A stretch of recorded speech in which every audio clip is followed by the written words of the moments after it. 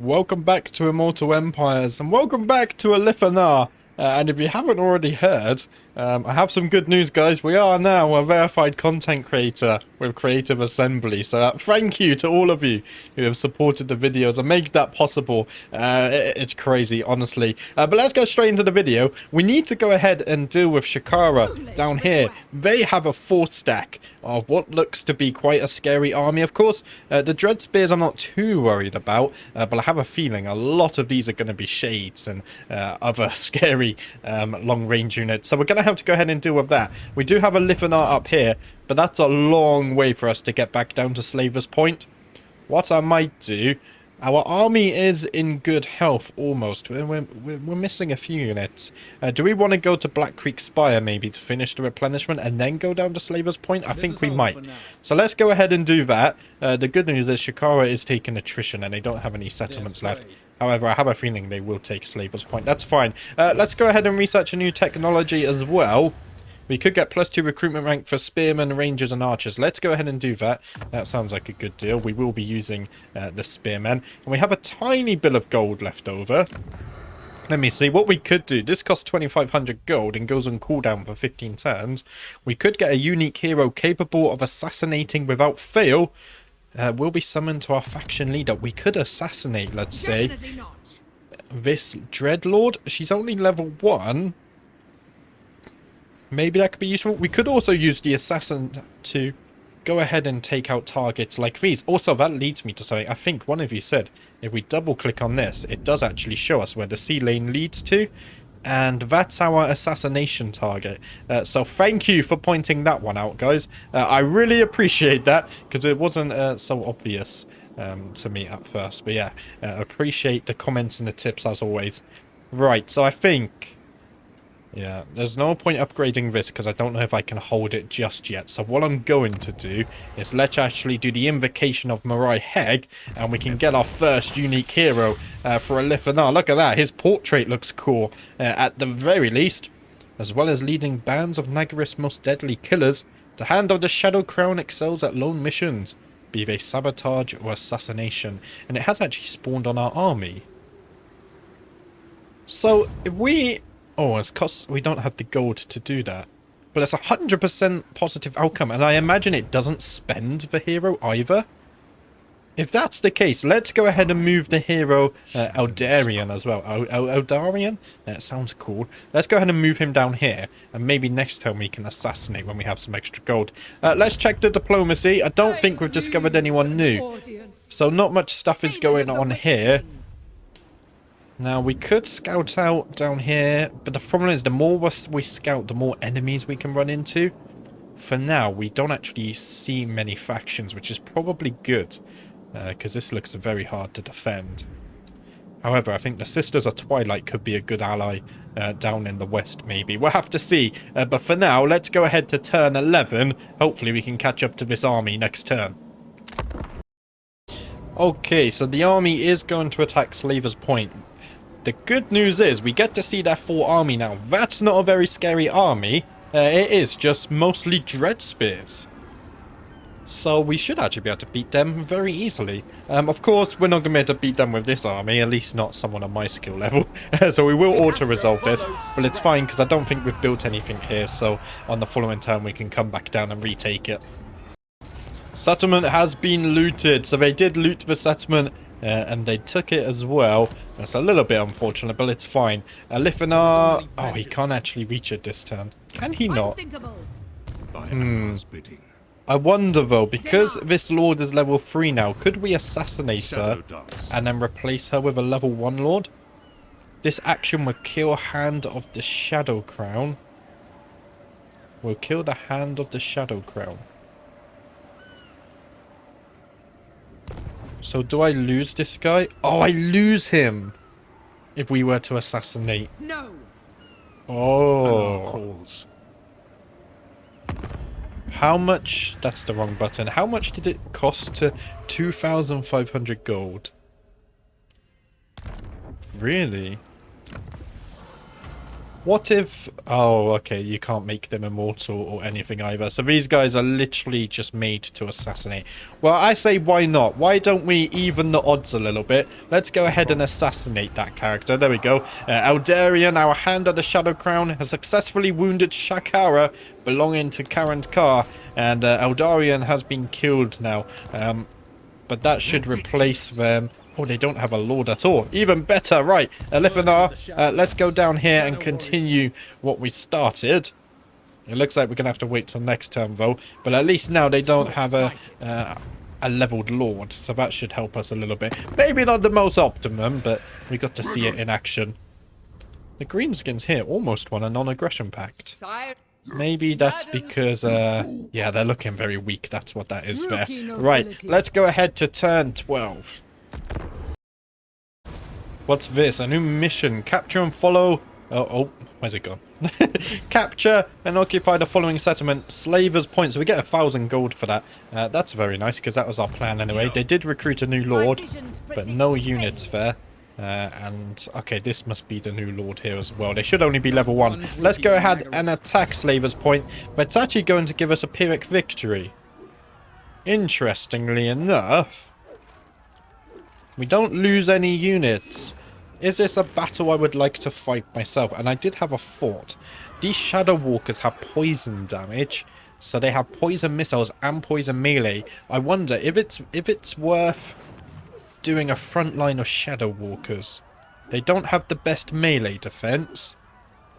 And of course, they don't have a shield, which makes them vulnerable against ranged attacks. But we have some of the highest range archers in the game, so I don't think that's as much of a problem, right? That is a food for thought in future. But for now, let's go ahead and fight this one manually. This is going to be a very big battle, and I'm actually quite looking forward to seeing our units on the battlefield here. Here we go then. I think this map is actually looking kind of nice. If we pull our units in here, the enemy are kind of forced to come through this valley. They could flank us around here, but will they do that? I don't think so. Oh, enemy reinforcements. It's just the one lord, though, so we can definitely deal with him. Let's go ahead and set everyone up. What I have to do as well is just remember we need to get a nice close-up of our units, because we haven't really done that yet, have we?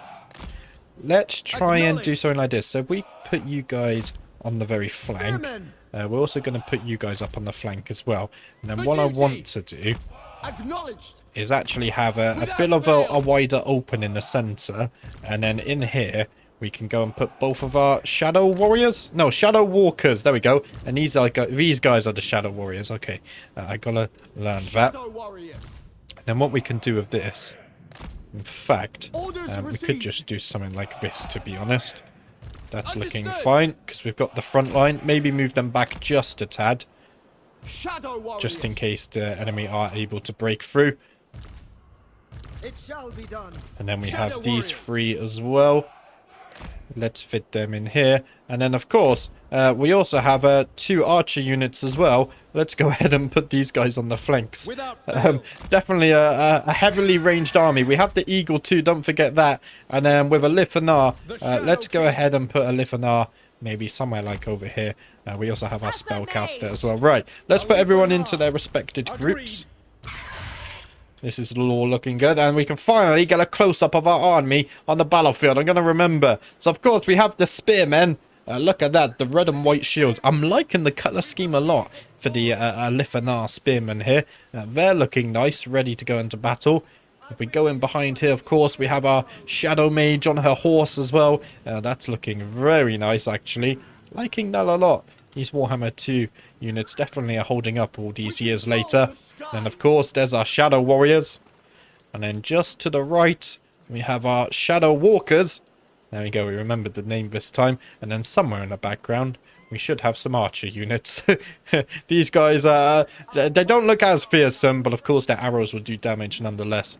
And then we have the Great Eagle as well. Oh, the camera control's a bit awkward there. Hopefully, we might get another Eagle or 2. We'll have to see. I think the Eagles might be very good for flanking and getting at the enemy backlines.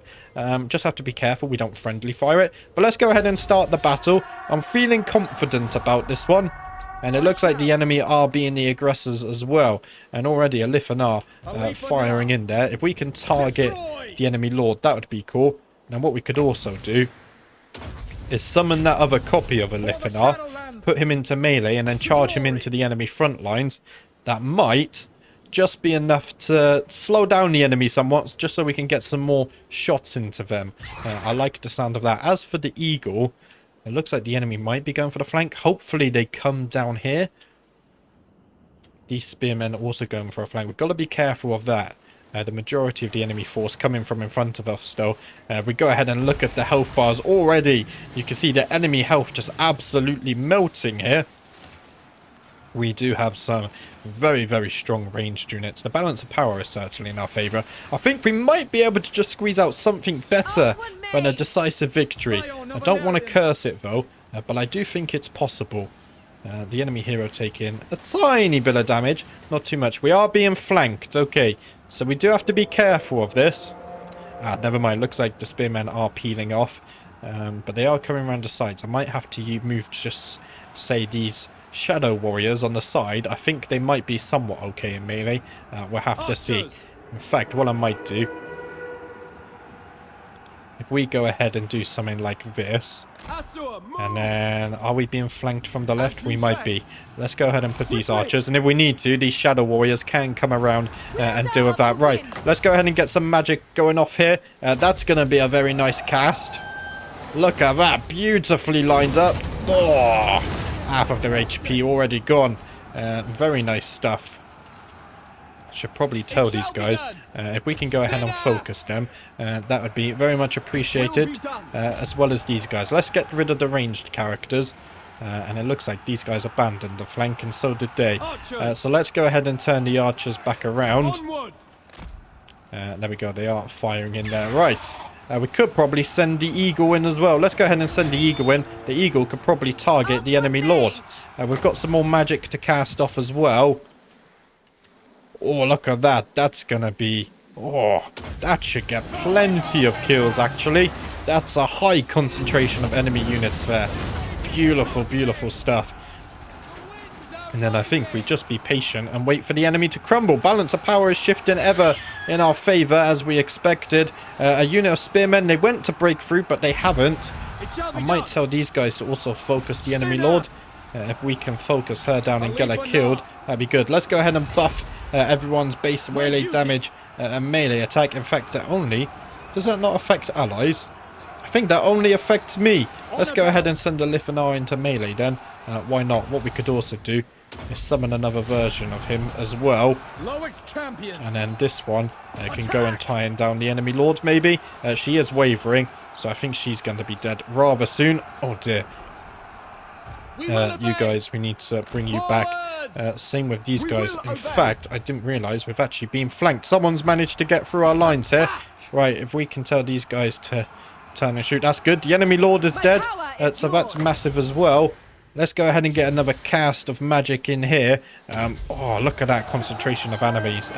They're going to get their murderous prowess, but I think they're extremely close to retreating from battle here. So we should be fine. The spearmen managed to hold the line beautifully, so that's good as well. Our eagle taking a tiny bit of damage, but that's fine. What I'm also going to do, in fact, I think we might have just won the battle. Let's go ahead and cast some magic on these guys. That might be enough to make them retreat as well. There's a mass retreat going over on the left flank. Let's go ahead and turn these guys just so we can get the damage off. I think if we turn these guys as well, you guys can get your damage off. These can fire in 360 as well, so I think even though we're facing them that way, they should shoot over into the right flank, if I'm not mistaken, which is nice to see. Let's bring Alith Anar back to safety. As you say. Mage! We could also get some more magic off, although I think we won the battle. There's an enemy lord over there. There we go. Looks like we have won the battle. What I might do is tell everyone to just attack this lord. And then if we go ahead and speed stuff up, the eagle, I lost track of him. He almost died. Luckily, he's getting out of there. Because we can shoot whilst moving, we should be able to kill the enemy lord relatively quickly. Because we have a buff to our movement speed as well. Although it looks like he might escape. Can I make you run the other way? if I bring the mage over here. Can I guide you? Okay. No, he's adamant of going here, isn't he? Yeah, I don't think we're going to get the kill. Let's go ahead and end the battle. Decisive victory. We turned that Pyrrhic victory into a decisive one. Very nice. And there you see, we lost 142 models, but we killed 1,300. Impressive, impressive stuff. Over 100 kills for our Shadow Walkers. The Shadow Warriors also putting in their work. Even the archers here doing very good. I'm very happy with this army already, and I think we might actually ditch the spearmen in favour of getting some more Shadow Walkers, because that poison, I mean, the poisoned missiles will slow the enemy down, and then the poison melee will do even more good stuff. So we'll think about that, but let's jump straight back to the campaign map. And there we have it, decisive victory, 4,000 XP, 2,700 gold, and our replenishment, or our units aren't looking too damaged. The eagle, we lost track of him, but he did survive, so that's good at least. And I think we're just going to go ahead and occupy here. The other options didn't look too tempting. We have killed Larian, however, Marin here did manage to get away, so we're going to have to kill him. Unfortunately, we can't catch him this turn. He shouldn't be able to recruit any units, though, so he will eventually die. And we've also unlocked the Talons of Tor Khaleda. So they are a regiment of renowned archer unit, fighting with virtue and an innate loyalty to their kin. The Talons eschew obedience in favour of righteous cause. And we've also got the Scions of Maflan, which are a spearman unit. Defenders of Kofik, chosen by the Lord of the Deeps himself. And we do once again have the Broken Lands, which is very nice. And the gold bonus. So up to 5,700 gold. Let's go ahead and level up Alith Anar. He's already level 10. That's nice. Let's go ahead and get some of that Quartermaster. That will just help our gold a little bit. And then I think we're going to max out Ambush and then get Renowned and Feared. And then we can start focusing on these good skills up here, as well as the Red Tree to buff our army. We could also upgrade our Shadow Mage. So let's see. What's Smoke and Mirrors? Speed plus 10% for all allies in range when casting. It could be nice. But when we're casting magic, generally our front line is already engaged. So I'm not sure if it's as good as it might seem. Now we could get maybe one of these. This gives minus leadership and minus armor for one enemy. And this is also one enemy. This gives minus melee defense and minus melee attack. Let's get... This one's cheaper as well. Let's go ahead and get the Enfeebling Foe, and that would just let us get evasion on the next level up. I'm liking that. Right, now we have a decision. Of course, we have Malekith over here, who we desperately need to deal with. However, we also have the quest down here for the Shadow Crown. And I believe it gives us the Moon Bow. Although we can teleport to that. Win the following battle. Oh no, this is different. So what's the Shadow Crown? Ah, the Shadow Crown, it gives us the Shadow Crown, right. So we have 2 quest battles we can do here. Can I see the army? Enemy details, there we go. Okay, I can't see the army. That's fine. I imagine they might be a bit powerful though. So should we improve the quality of our army whilst we can, maybe? Or do you think this would be enough? I think what we have here is very good already for an early game army. So because of that, I might go ahead and upgrade this. Let's get the Black Light Tower to tier 3. That's going to use up the majority of our gold. And then as for... Yeah, we can't upgrade any of this now. That's fine, right. And what I might do... Let's go ahead and get growth, some growth going here. And I think we're also going to go ahead and get some growth going here. We already have growth going here. Nice, right. Let's check the diplomacy. Madams, I lost. Nothing to be had here. So let's go to turn 13. And there we go. Almaran here does actually attack into Slaver's Point. We can easily auto-resolve this one, so that's fine. Who got the kill there? I think one of the garrison got the kill. No, not the eagle. No one got the kill. Okay. He just magically died there. We have Shadow Armor. Plus 3 armor, 7% speed, and Vanguard deployment. Maybe we could give that to the mage. I don't think she has any armor yet. And there we go. We do gain the shadow armor, and it's already equipped it to Alith Anar. So let's keep that on him for now. And Karen Carr have been obliterated. That's very nice. We're not at war with anyone currently. I'm sure that's not going to last long. And I just realized the vampire count's down here. The Drowned Coast. We probably need to deal with them before they get too powerful. They could be a threat for sure. Revenge. So what I might do... We could bring Alith Anar down. We could go straight for the Twisted Glade. Hit them where it hurts. We could also do this. What about the quest battle? That's what I want to know. Should we go for the Black Forests, or should we just sail past down to the... Maybe we sail down past to the Twisted Glade. So let's go here.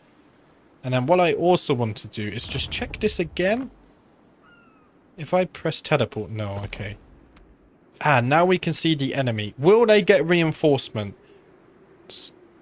I'm not quite sure. Maybe we should just wait a tiny bit. Let's sail ourselves down here. We can go ahead and get this Remnants of Battle on our way. And the vampires have an army there. They might have a second one down here. We'll have to find out where that one is situated. Let's go ahead and upgrade the Shrine of Ladriel. We can go ahead and get a garrison here. We want to make sure that we have garrisons here so we can defend them in case of an attack. And who's this? That's a 4-stack. Hopefully they're not too angry or too hostile with us and don't attack us fair. Let's check the diplomacy. Nothing going on here, so let's go ahead to turn 14. You have the stench of Druki on you. Why should I not strike you down? And there's the declaration of war from the Drowned Coast. So it looks like going towards them was the right decision. And I just realized we're strength rank 69. Nice! And the Cage Breakers have been obliterated, so that's one less enemy. What's this? Raise or sack the following settlement within 6 turns, and we would gain 3,600 gold. The only problem is... Celostra, is that how it's pronounced? That army isn't too scary. That's a lot of gunpowder, though. And they do have some carronades. But I think it's not super scary. We would have to be a bit more aggressive here, of course, because they do have the artillery. Don't you have really good physical resistance because you're ethereal? Yeah. We might have a bit of problem with her. She's already level 10 as well. Maybe we should have saved our assassin for her. Hindsight is a beautiful thing. Right. I think what we could do, we could backdoor them for the Twisted Glade and still get the Black Forest quest done in time. So let's go ahead and get the Remnants of Battle. We're going to go ahead with our initial plan. It should be fine. Clearly, 2 ships met in combat and brought each other low. Their rival crews drowning in battle and hatred. But their loss could be your gain as sunken ships lean on each other in unstable fashion. Time is short, salvage must be sought quickly. So we can get our army. Let's go for perform better in battle because we are actually looking to get some battles soon with the Vampire Coast. So we'll get the Hall of True Silver here. And what does that give us? Your exploits on the high seas has led to salvage of arcane-imbued blades, enhancing your army's combat skills. So for 10 turns, our entire army gets +8 melee attack and melee defense. And we also get a standard of discipline, +7 leadership for an assigned unit. That's good. Right. Let's carry on towards the Twisted Glade, however. I hope that doesn't take a whole extra turn to attack that. The UI did kind of make it look like it. I do wonder, we don't have much gold. But I might need to just recruit another army to help with the defense here. It's a troubling one, isn't it? We really don't have much gold. However, I feel like we need to recruit a second army. Now, we could recruit an Archmage, a Prince. So these, they cost more. The Prince and Princesses are much cheaper on upkeep. However, an Archmage is an Archmage. What law of magic would we want? Of course, we have Fire, Shadow, Death, Beast, High Magic, Heavens, Light, Metal, or Life. I quite like Metal. Now, because we're Alith Anar, I'm almost tempted to go with Shadow again. Shadow magic is kind of cool, and I think it fits with Alith Anar's theme. Let's see, targeting range plus 10% for spells. Income from all buildings in the local region plus 10%. It could be nice. Doesn't help us in battle though, does it? Research rate minus 5%. I don't want that one. Spell resistant 10%. And we can't afford these ones because we don't have enough influence. I think what we might do... Targeting range is nice. However, so is the income. But that only helps when we're in friendly territory. It does help us now. Let's go ahead and get the targeting range. So we're going to recruit her. Already that's going to tank our income a little bit. And then what's the cheapest unit to upkeep? It looks like these archers. So let's start getting some archers. Just to help defend the monoliths. So we can defend here and then hit them from the south. It should be fine. Once we take some of these, our money should equalize. And if worse comes to worse, we can always disband this army when we don't need them. Let's check the diplomacy. Still nothing going on here. We aren't meeting anyone new. So let's go to turn 15. And there we go. During the end term, Solostra actually moved down, which leaves the Black Forest somewhat undefended. What's the garrison like? Okay, they have an okay garrison. If we can recruit a few more archers, we can probably take this with our second army. We're still positive on the income, so that's good. What's the garrison like here? That's quite a huge garrison. I do wonder if we're able to siege this, because I think we're also going to start taking attrition now. It gives us a valiant defeat. It's a bit of a problem, isn't it? Let's go ahead and get some leadership. We can always give that to Alith Anar. What I might do is build some siege towers here. If they march out on the battlefield, that's a lot of units. If we wait here, we're going to be taking attrition damage, so I don't think we can afford to do that. What I think we have to do is initiate the siege now, before we start taking that attrition. Let's look at the map. I want to look at the layout. Oh, that looks like a troubling layout as well. However, if we can find, say, a weak point in the corners here, depending on the tower placement, we might be able to get a good siege in here. So what I'm going to do, because I've already been recording for 32 minutes here, is I'm going to stop the episode here, and then tomorrow we're going to start off with this siege, and hopefully it goes smoothly. But that's it from me today. Thank you for watching as always, guys, and I will be back tomorrow with the next one. So I'll see you then.